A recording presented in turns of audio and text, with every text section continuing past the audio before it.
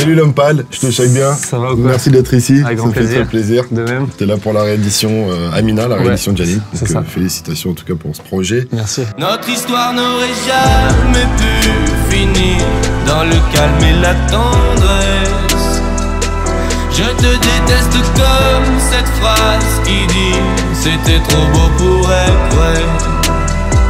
Ça fait plusieurs années que tu es dans le son, tu as sorti beaucoup de projets et c'est surtout avec ton premier album Flip en 2017 tu as connu un vrai premier succès. Ouais. Et puis du coup avec le deuxième album, Janine, boum, deuxième succès. Donc comment ça se passe, comment on gère ce deuxième succès? Parce que souvent on a la pression du deuxième album, ça n'a pas marché ou quoi?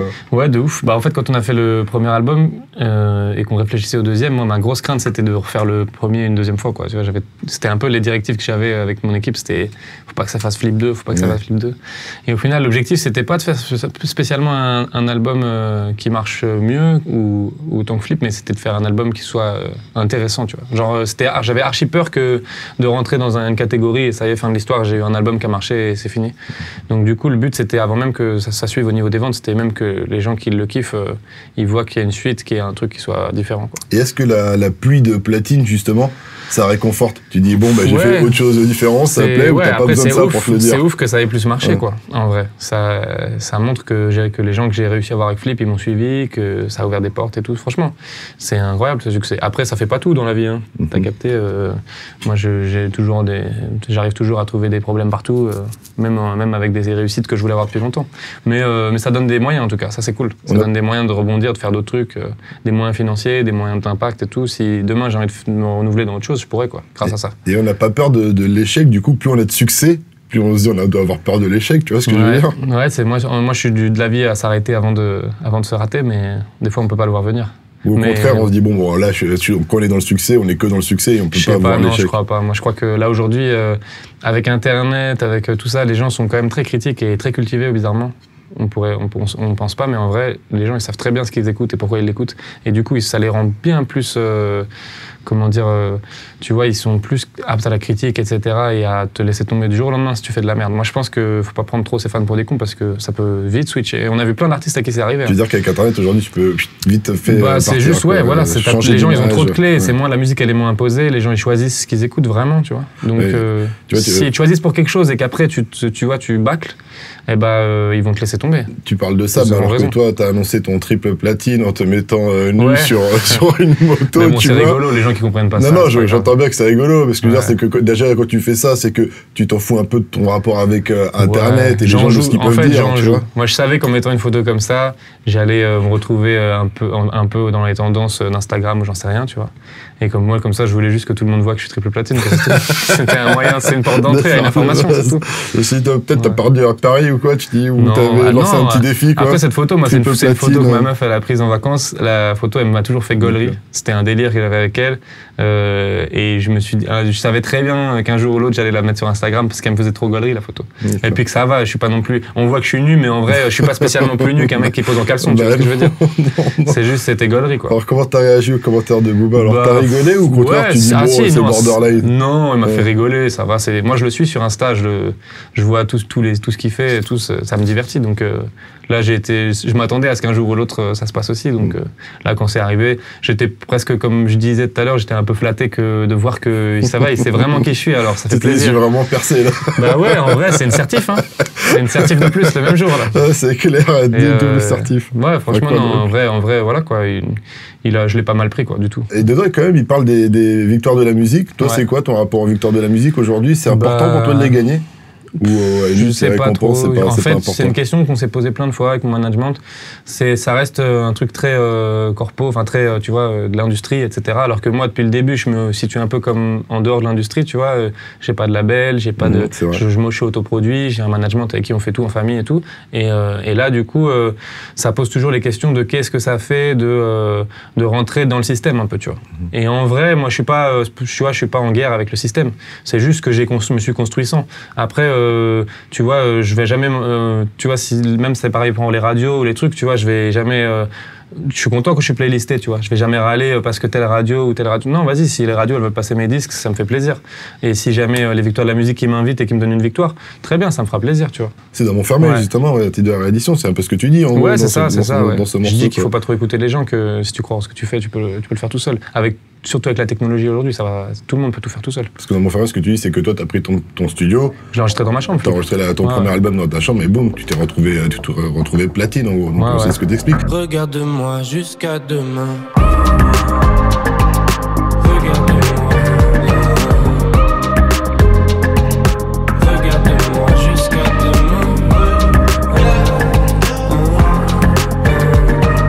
On parlait du succès de Jeannine, du coup l'album a eu le droit à sa réédition, Amina. Alors si j'ai bien compris, c'est le deuxième prénom de ta grand-mère après avoir été initiée, c'est ça ou pas?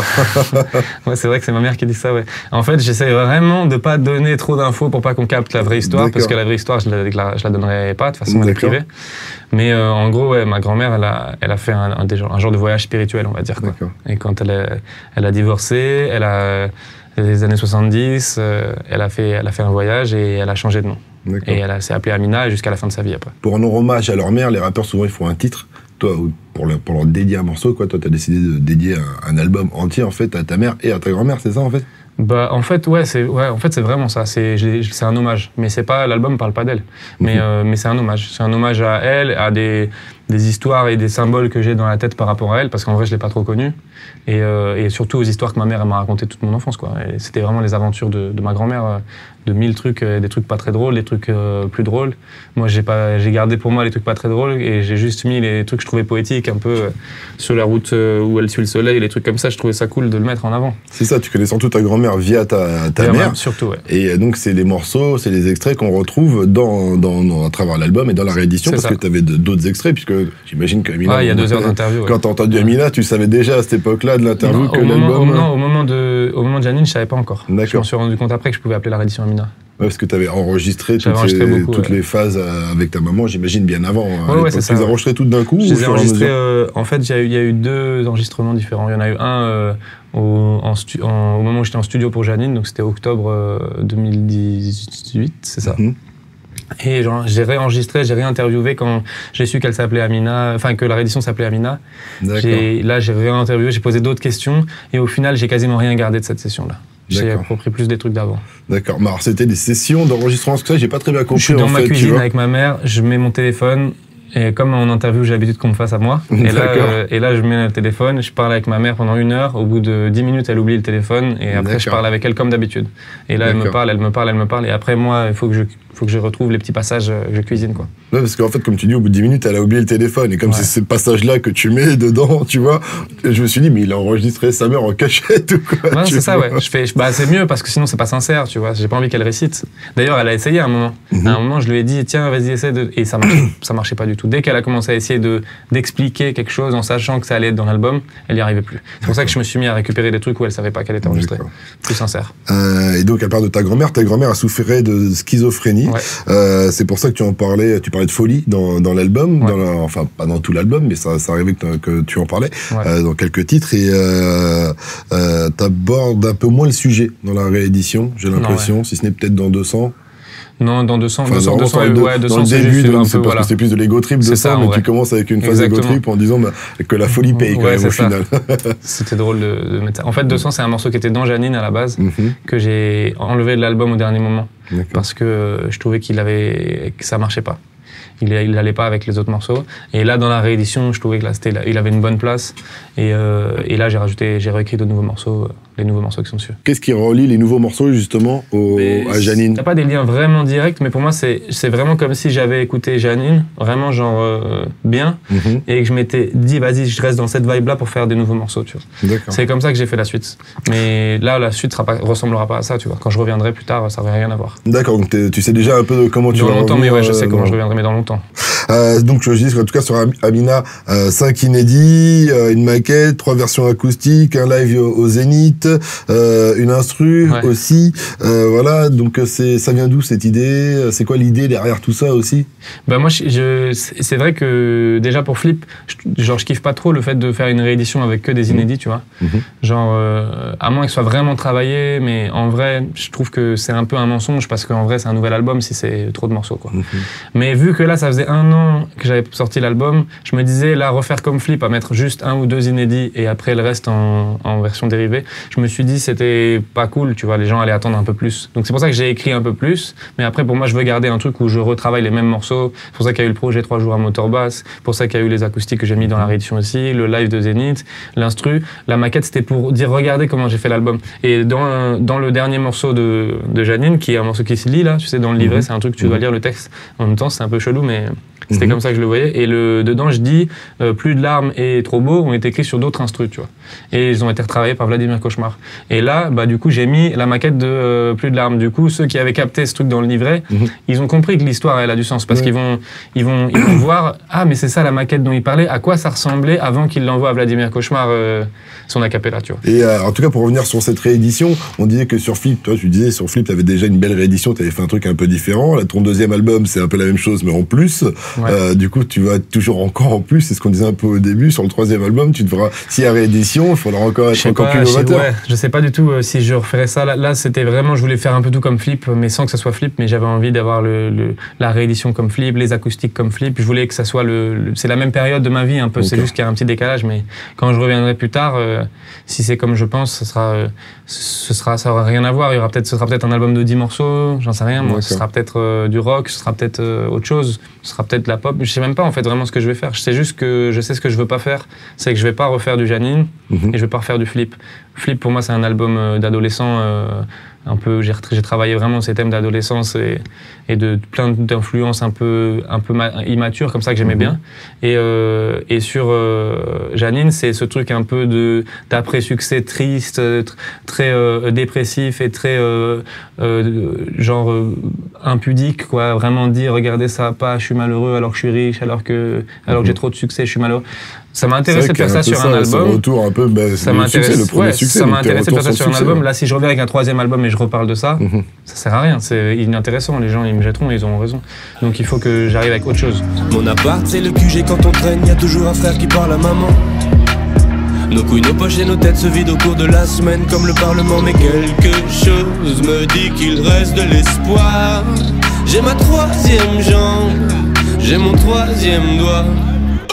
On va parler un peu de Motorbass aussi quand même, parce qu'il y a des extraits de Motorbass. Est-ce que tu peux nous parler de ce projet 3 jours à Motorbass, puisque tu l'as évoqué tout à l'heure? Ouais. Bah écoute, c'était comme sur Flip, on voulait faire des acoustiques, sauf que là, on voulait le filmer pour avoir un souvenir vidéo un peu bien fait. Et c'est là où on a rencontré Christophe Charrier qui nous a proposé de faire un vrai film d'1 heure avec Arte. Et là, du coup, on s'est dit, on va remettre ce Flip qu'on n'a jamais filmé et on va les mettre tous ensemble. Et là, c'est devenu, après le projet 3 jours à Motorbass, on a eu le studio Motorbass, qui est un putain de studio à Paris. Et on est resté 3 jours dedans et il nous a filmé non-stop. Non-stop, il y avait des caméras sur nous avec des micros, on avait des micros sur nous.